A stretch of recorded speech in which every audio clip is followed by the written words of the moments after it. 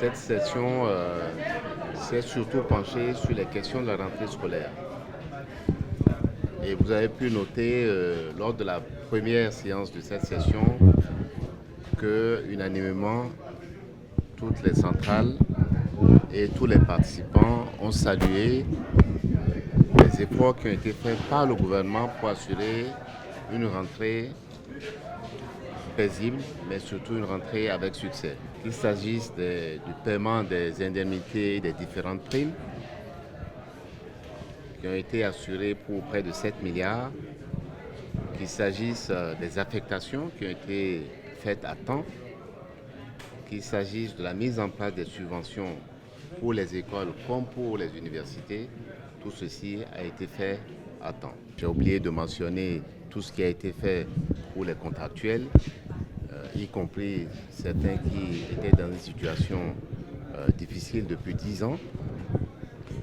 Et je crois que les centrales ont salué ces mesures qui ont été prises par le gouvernement. Nous avons passé aussi en revue un certain nombre de revendications transversales qui concernent d'autres ministères sectoriels et même l'éducation.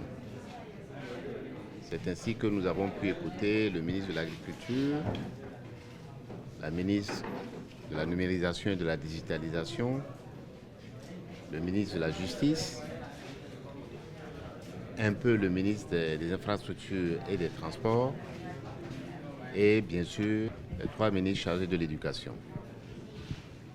Là aussi, nous avons noté toutes les avancées consacrées par le gouvernement à travers beaucoup de mesures.